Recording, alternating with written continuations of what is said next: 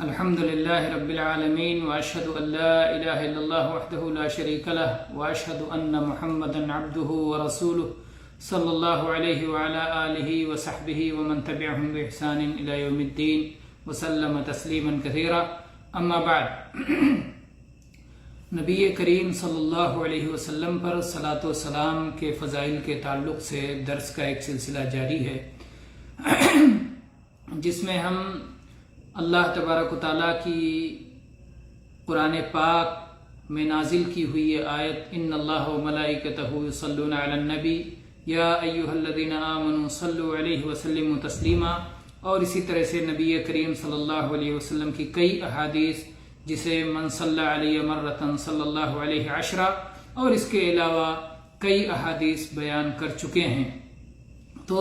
نبی صلی اللہ علیہ وسلم پر صلاۃ اور سلام کے فضائل پر آیات بھی اور احادیث بھی ان کا بیان ہو چکا ہے۔ یقیناً یہ ہمارے ایمان کے تقاضوں میں سے ایک تقاضا ہے، نبی کریم صلی اللہ علیہ وسلم کی محبت کے تقاضوں میں سے ایک تقاضا ہے، اور آپ کے احسانات کے ادائیگی میں سے ایک ہلکا سا حق اس کے ذریعے سے ادا ہوگا کہ ہم نبی کریم صلی اللہ علیہ وسلم پر جتنا ممکن ہو زیادہ سے زیادہ درود بھیجیں، اور اس کا فائدہ خود ہم ہی کو ملنے والا ہے، جیسا کہ نبی صلی اللہ علیہ وسلم نے فرمایا ہے من صلی علیہ مرتن صلی اللہ علیہ عشرہ، جو ایک بار نبی صلی اللہ علیہ وسلم پر صلاۃ بھیجے گا اللہ تعالیٰ کی طرف سے 10 صلاۃ کا مستحق ہو جائے گا، 10 صلاۃ اللہ تعالیٰ اسے اس کے بدلے میں عوض میں عطا فرمائے گا۔ تو بہرحال یہ بہت بڑی نعمت ہے، لیکن یہ بات یاد رہے کہ نبی صلی اللہ علیہ وسلم پر صلاۃ بھیجنا یہ اللہ کے حکم کی تعمیل ہے، اور نبی صلی اللہ علیہ وسلم کے حکم کی تعمیل ہے، یہ ایک عبادت ہے، اور کوئی بھی عبادت اللہ کے ہاں اس وقت تک قابل قبول نہیں ہے جب تک وہ اخلاص کے ساتھ نہ کیا جائے، اور جب تک وہ رسول اللہ صلی اللہ علیہ وسلم کی سنت اور شریعت کے مطابق نہ کیا جائے، جیسا کہ آپ صلی اللہ علیہ وسلم نے فرمایا بھی ہے من عمل عملا ليس عليه امرنا فهو رد من احدث في امرنا هذا ما ليس منه فهو رد۔ تو آپ نے اور ہر خطبے میں آپ کہا کرتے تھے فإن خير الحديث كتاب الله وخير الهدي هدي محمد صلى الله عليه وسلم وشر الأمور محدثاتها وكل محدثة بدعة وكل بدعة ضلالة، اور بعض روایات میں وَكُلَّ ضَلَالَةٍ فِي النَّارِ۔ تو سنت پہ قائم رہ کر کے ہمیں نبی کریم صلی اللہ علیہ وسلم پر صلاۃ و سلام بھیجنے کا، درود بھیجنے کا اہتمام کرنا چاہیے، اور ہر طرح کی بدعات سے ہمیں پرہیز کرنا چاہیے۔ اور اسی طرح سے اللہ کے رسول صلی اللہ علیہ وسلم کی زبان مبارک سے جو الفاظ نکلے ہیں، یقیناً ان کا مقابلہ باقی لوگوں کے الفاظ قطعاً کبھی نہیں کر سکتے۔ اتستبدلون الذی هو ادنی بالذی هو خیر، کیا تم کمتر کو لیتے ہو اور خیر کو چھوڑ دیتے ہو؟ جب موسیٰ علیہ السلام کی قوم نے من و سلوہ کو چھوڑ کر لہسن، پیاز اور دال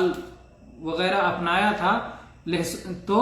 اللہ تعالیٰ نے انہیں یہ کہا تھا، یہی حال ان لوگوں کا ہے جو نبی کریم صلی اللہ علیہ وسلم سے ثابت درود کے صیغے چھوڑ کر کے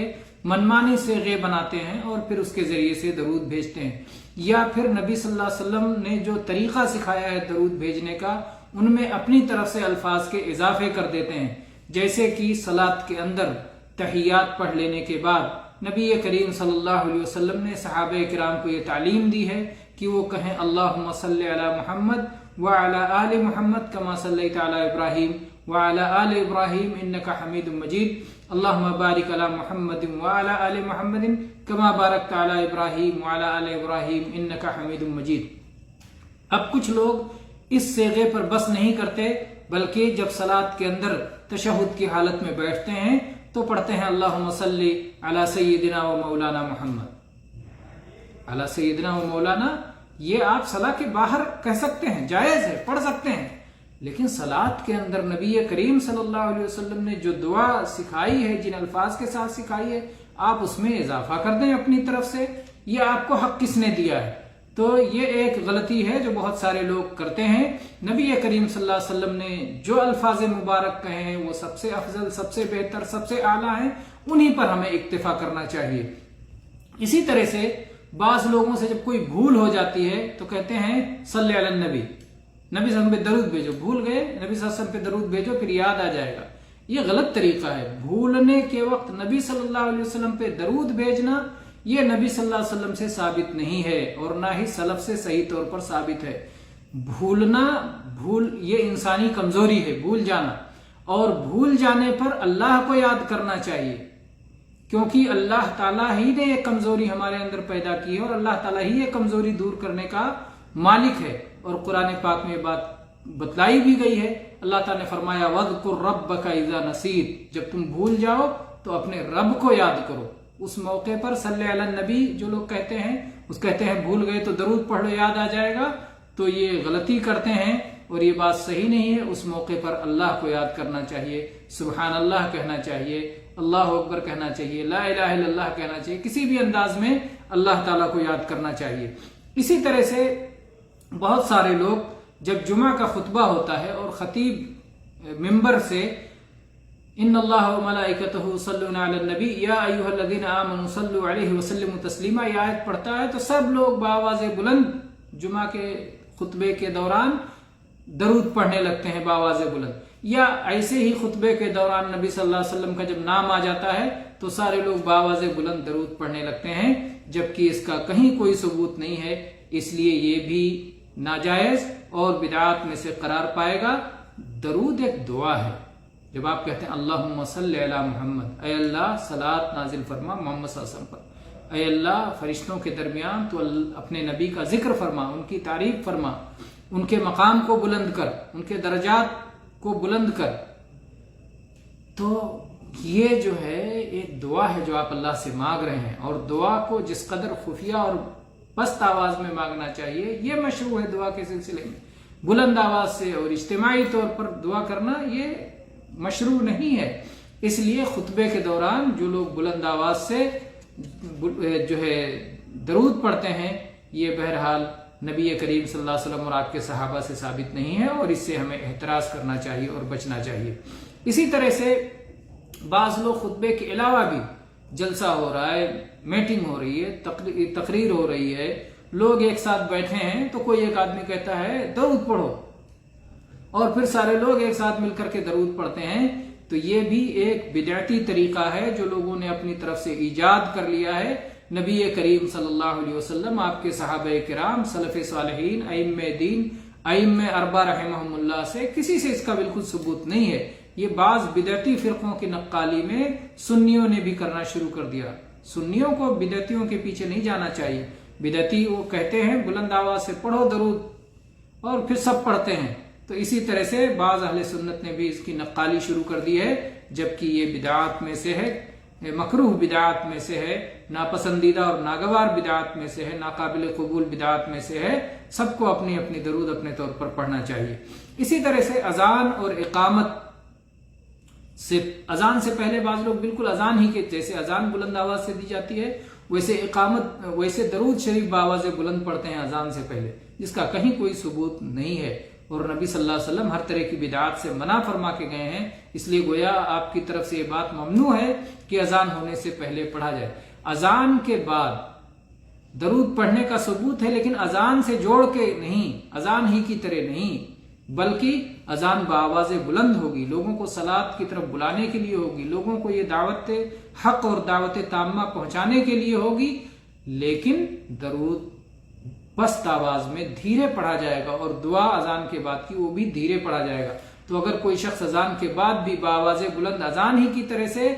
درود پڑھتا ہے تو ظاہر ہے وہ بھی ایک بدعت کا ارتکاب کرتا ہے۔ ایسے ہی جو شخص اقامت کے بعد بآواز بلند اقامت ہی کی طرح سے، جس طرح اقامت بلند آواز سے کہی جاتی ہے، اگر بآواز بلند درود پڑھتا ہے تو وہ بھی ایک بدعت کا ارتکاب کرتا ہے، جس کا نبی کریم صلی اللہ علیہ وسلم، صحابہ کرام اور سلف صالحین سے کوئی ثبوت نہیں ہے۔ اسی طرح سے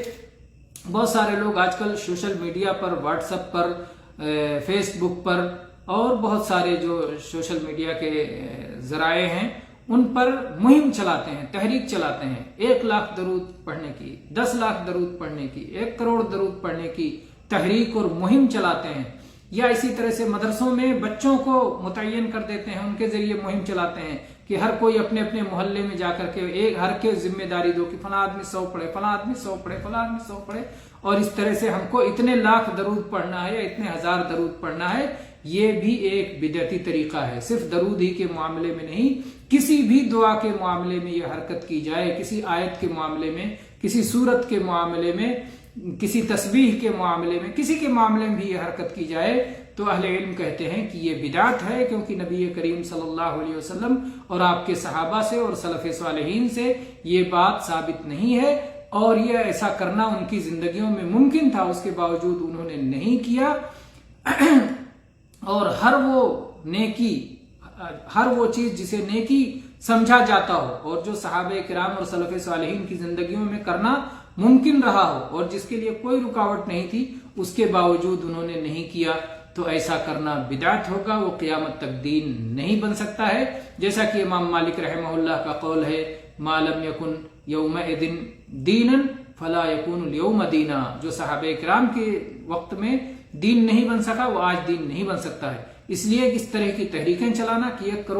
کروڑ درود پڑھنا ہے یا 1 کروڑ فلاں صورت یا آیت کریمہ 1 کروڑ یا 10 کروڑ بعد پڑھنا ہے، یہ سب بدعات ہیں، وقت کی بربادی ہے۔ گناہ سے بچ جائیں تو یہی بڑی بات ہے، ورنہ بدعات کرنے کی وجہ سے شیطان کو خوش کریں گے اور گناہ میں پڑیں گے، اس لیے اس سے توبہ کرنا چاہیے۔ اسی طرح سے درود کے لیے خصوصی قیام کرنا، بعض لوگ سمجھتے ہیں کہ درود پڑھنا، چلو کھڑے ہو جاؤ، درود پڑھنے کے لیے کھڑے ہونا ہے، ایسا کوئی حکم نبی کریم صلی اللہ علیہ وسلم سے ثابت نہیں، اور نہ ہی صحابہ کرام سے ثابت ہے کہ جب درود پڑھنا ہو تو آدمی کھڑے ہو جائے۔ صلاۃ کے اندر تو درود جو پڑھنے کی جگہ وہ بیٹھ کے پڑھنے کی جگہ، جب آدمی تشہد کے لیے بیٹھ جاتا ہے، تحیات پڑھتا ہے، اس کے بعد نبی صلی اللہ علیہ وسلم پہ بیٹھنے کی حالت میں درود پڑھتا ہے۔ تو درود کے لیے قیام کرنا، صلاۃ علی النبی کے لیے قیام کرنا، یہ ایک بدعت ہے جس سے احتراز کرنا چاہیے۔ اسی طرح سے خود ساختہ کلمات کے ذریعے درود، اپنے طرف سے لوگوں نے درود بنا رکھے ہیں، چنانچہ ایک بڑی مشہور کتاب ہے دلائل الخیرات، جسے بہت سارے لوگ پڑھتے ہیں، جس میں بہت ساری ضعیف احادیث اور بلکہ بہت ساری موضوع اور جھوٹی احادیث موجود ہیں، اور اس میں درود کے بنائے ہوئے صیغے ہیں قسم قسم کے، اور بنائے ہوئے جھوٹے فضائل بھی ہیں ان کے غلط طور پر، ان سب سے بھی احتراز کرنا چاہیے۔ حقیقت یہ ہے کہ ایسی کتاب ہے جو پڑھنے کے لائق نہیں ہے، لیکن بعض لوگوں نے اندھی تقلید میں ایک دوسرے کے پیچھے چلتے ہوئے اس پہ لگے ہوئے ہیں اور پڑھتے جا رہے ہیں۔ مثلا اس میں ایک درود ہے، کہتے ہیں اللہم ارحم محمدا وآل محمد حتی لا یبقى من الرحمت شیء، یا اللہ محمد صلی اللہ علیہ وسلم پر اور آپ کے آل و اولاد پر اتنی رحمت نازل فرما کہ کچھ بھی رحمت باقی نہ بچے۔ کتنی بدترین بات ہے، کتنی غلط بات ہے، کتنی قبیح اور ناحق بات ہے کہ رحمت بھی کبھی ختم ہو سکتی ہے جو باقی نہ بچے۔ تو اس طرح سے اس میں اس طرح کی فضولیات ہیں۔ اسی طرح سے لوگوں نے درود لکھی، درود ہزاری، درود ناریہ، درود تنجینا اور درود تاج اور درود الفیہ اور نہ جانے کون کون سے نام سے درود بنا رکھے ہیں، اور درود مطریہ بارش کے وقت کی درود اور فنا کے وقت کا درود، اپنے الفاظ میں گڑھ گڑھ کے درود کے قسم قسم کے الفاظ اپنی طرف سے بنا رکھے ہیں، جبکہ اللہ کے نبی کریم صلی اللہ علیہ وسلم ہم کو درود پڑھنے کا طریقہ سکھا گئے ہیں، صیغے بتا گئے ہیں، اس پہ ہمیں اکتفا کرنا چاہیے، اور ایسے الفاظ اپنی طرف سے بنا کر کے یہ الفاظ قطعاً نبی صلی اللہ علیہ وسلم کے کلمات کا مقابلہ کبھی نہیں کر سکتے۔ کوئی بھی صاحب ایمان نہیں کہہ سکتا کہ ایک طرف نبی صلی اللہ علیہ وسلم کی سکھائی ہوئی بات ہے اور ایک طرف کسی اور مولوی یا پیر کی بات ہے، تو اس مولوی یا پیر کی بات نبی کریم صلی اللہ علیہ وسلم کی بات کے برابر ہو سکتی ہے۔ اللہ تعالیٰ سے دعا ہے کہ اللہ تعالیٰ ہمیں نبی کریم صلی اللہ علیہ وسلم پر زیادہ سے زیادہ درود بھیجنے کی توفیق دے، ایسا درود جو سنت کے مطابق ہو، جسے اللہ قبول فرمائے، جسے رسول اللہ صلی اللہ علیہ وسلم کی تعلیم کی خلاف ورزی جس سے لازم نہ آئے، ایسے درود پر ہمیں استقامت عطا فرمائے، اسے ہم سے قبول فرمائے، اور اللہ تعالیٰ اس کے ذریعے سے نبی کریم صلی اللہ علیہ وسلم کی شفاعت نصیب فرمائے، آپ کے حوض کوثر سے جام کوثر پینے کی سعادت نصیب فرمائے۔ آمین وآخر دعوانا الحمد للہ رب العالمین وصلی اللہ علی نبینا وسلم.